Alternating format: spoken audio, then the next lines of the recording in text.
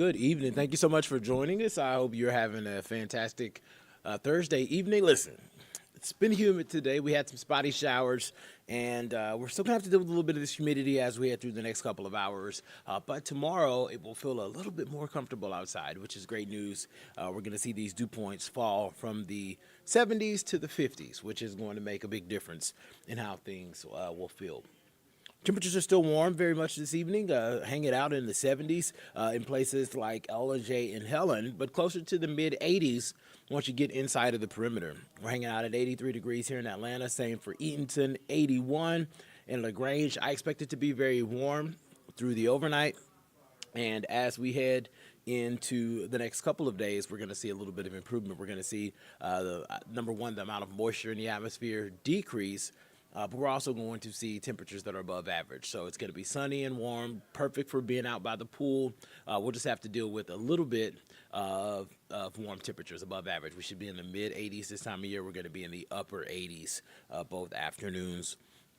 Saturday is going to continue that trend of very comfortable weather, but as we head into Sunday, a little bit more moisture will build into the region, and that's going to equal higher humidity. It's going to be a little bit more uncomfortable, and we see some shower opportunities start to build into the forecast Sunday afternoon. Heading out the door tomorrow morning, I think it's going to feel quite nice. Low to mid 70s for the bulk of this morning drive. A lot of sunshine, good opportunity to have those sunglasses. Things really do improve as we head into the afternoon. The humidity starts to come down after about 12 o'clock, and temperatures are going to climb into the mid 80s. I think this is going to be perfect for sitting outdoors. And if you're any folks that are working later in the day, like to go for an afternoon run, I typically run around 10:30, 11 o'clock. This is going to be clutch for you. We'll get into the upper 80s for a couple of hours before temperatures trend a little bit cooler. We'll fall back to 79 by 9 o'clock. A lot of folks are going to be checking out the Rolling Stones. They're hitting the stage at 7:30 at State Farm Arena, and I actually think that it's going to be a beautiful night. And listen, if you don't have any Friday night plans, make some, because 10, 11 o'clock, it is going to feel fantastic outside. I don't understate that. It's just going to be amazing. So make you some Friday night plans and make you some Saturday ones too. There's a lot going on. I think Meteorologist Frank Campagna was telling me that there is a festival, I believe, in the Virginia Highlands area. I think that's one of the events that's going on. I actually saw that there is a bourbon and brisket situation that's going on Saturday at the Battery. Yeah, I'm trying to remember all of this. This is just all notes that I've taken throughout the day on options for the weekend. But yeah, so the weekend is starting off fantastic for your Saturday. I think we'll get into the upper 70s around lunchtime and then sail easily into the upper 80s as we head into the afternoon.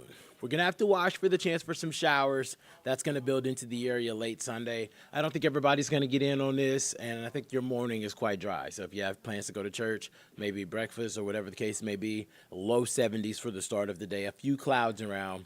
We're going to be watching moisture build in the afternoon. Now, right now, the guidance has been showing a similar resolution for, I'd say, the last 36 hours. Rain and thunderstorm opportunities north of I-20. The further north you are, the better chance you will get in on some of this Sunday action. Still a couple of days away. We'll fine-tune the timing and all that over the course of the next 24 hours. But for now, just know that the further north you are, the better chance for showers and storms. And everyone else that doesn't get showers and storms, you're going to easily warm into the low 90s. Even some spots will probably get to the mid-90s on Sunday. So it's going to be very, very warm, and it's going to be humid. So just be prepared for it. Enjoy Friday, Saturday, because Sunday it's going to be uncomfortable. Heading into Monday, I do think we see things trend a little bit drier. We lowered those rain chances a little bit. We're going to keep some moisture around, especially in the afternoons as we head through Monday and Tuesday. But Wednesday is the day that we're watching the closest out of the entire 7-day period, because that's the day that we could see things really start to bubble up. We could get some scattered showers and storms. Right now we're going with a 30% chance of rain because this is the first set of model runs that are suggesting that it's going to be a little wet on Wednesday. But if we continue to see the trends line up with that, that could end up being our next first alert weather day. Of course, as soon as we have a higher confidence, we will let you know. For now, we just think we're going to be dealing with some spotty showers and storms. Temperatures are going to be in the upper 80s Wednesday and Thursday. So all reasons for you to get out and enjoy what we have right now, because this is as good as it gets, folks. We're moving into the month of June, and things are going to gradually start to trend a little bit warmer. So I want to make sure you know what you need to know before you go. Let's take the 7-day full screen one more time so that you all can get familiar with it. Once again, A little bit above average Friday and Saturday, but we're winning because the humidity won't be as big of a factor. And because of that, Saturday morning is going to start off a little bit cooler in the low 60s. I think it's going to be quite nice Saturday morning. And then we start warming. By Sunday, we're back into the 90s with the chance for some showers and storms, especially for areas north of I-20. And then we'll keep the spotty shower opportunity around Monday into Tuesday. Wednesday's looking a little bit wetter. And that is the day that we could see our next first alert. For now, it's just a higher rain chance. And then we trend a little bit drier on Thursday. So I want to take you out to Hartsville, Jackson, where you can see a good mix of sun and clouds. The weather is not terrible out there. It's actually a little steamy, but it's gorgeous as far as the sky views are concerned. I've given you your taste of weather, and we have Alan Devlin.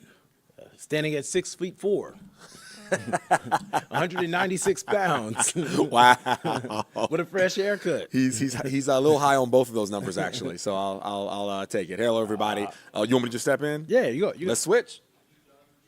I'll trade you Patrick Pete, and I'll do you one better. Hey, everybody. How y'all doing? Talking about the news today, a couple of stories I want to walk through you guys. Thank you so much for joining us, as always. Again, my name is Alan Devlin. I'm an anchor here with Atlanta News First, and it is a pleasure to be speaking to you all right now.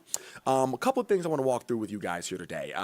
Firstly and foremost, we've got a story coming out of Norcross that is a pretty, I guess, scary story. It's a scary instance, and right now police are looking for a woman they say is responsible for multiple cases of arson. This is an interesting and tragic story because right now a man remains in the hospital because of these suspected arsons, and witnesses say they saw a woman actually throwing Molotov cocktails into somebody's house. Not just one home. I said arsons plural, 2 homes involved in this, and I'm going to show you guys who police are looking for right now. So this is the woman, 61-year-old Hong Hyun. They say this is the suspect involved, and this is the remnants of that house here, one of those houses.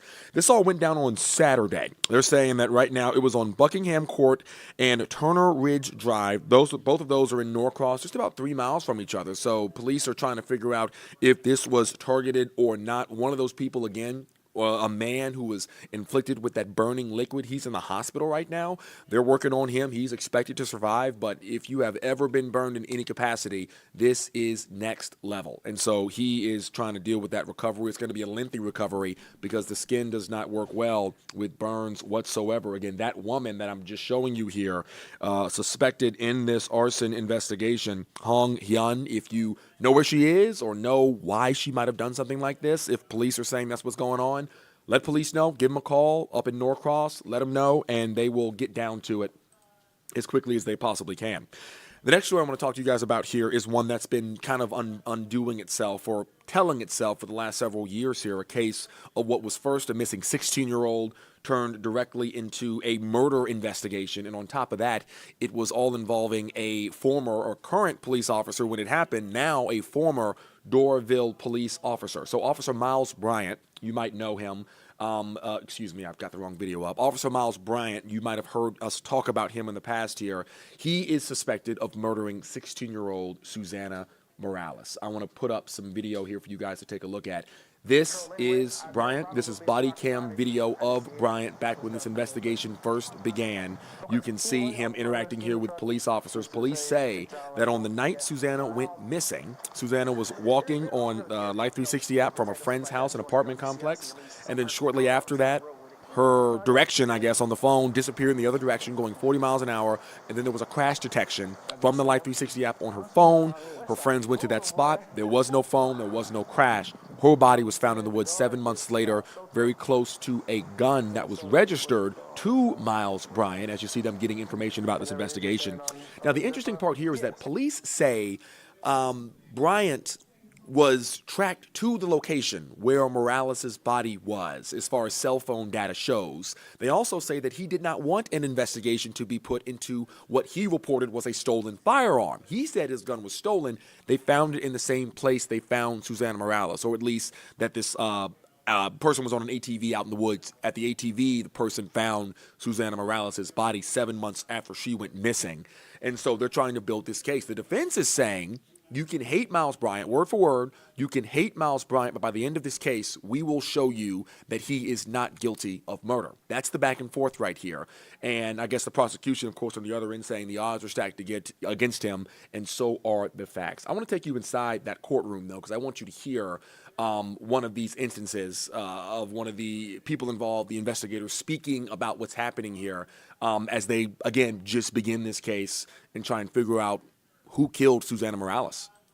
He stated that he just wanted the gun listed as stolen and that he didn't really want detectives looking into it. I found it a little odd that we had a serial number for specific property that could be returned to him, but he didn't want any follow-up done with this case. And there you go. So, again, another tragic story. Innocent until proven guilty for that former Dorville police officer. And we will continue to update you and provide you coverage as that story comes down the line. It is going through trial right now. Chelsea Beinpour was out there today. She was providing us with a lot of information, including those details that I just shared with you. We're going to get new details like that unfold with this case as the time goes on. Even today in court, they looked at the body camera footage of when those officers actually found Susana's body out in the woods 7 months later. It's hard to watch. It's a lot of emotions going through that courtroom. And, of course, you've got a family who has lost their 16-year-old daughter, regardless of if Bryant did it or not. This girl is dead. And now, the final story I want to talk to you guys about. I know that one was a tough one to hear, but this one is about honoring and, I guess, remembering a sacrifice that so many of our soldiers gave 80 years ago today. I'm talking about D-Day. That is, we're celebrating, I guess, the 30th anniversary of what a lot of people are calling the day that these troops saved the world. This was when 160,000 Allied troops landed right on the beaches there in northern France to begin their ground invasion of Europe, to begin to push back the Axis powers in World War II. And Joshua Skinner actually got an opportunity to share a little bit about this story. I'm going to let him pick it up from here, from all the way across the pond.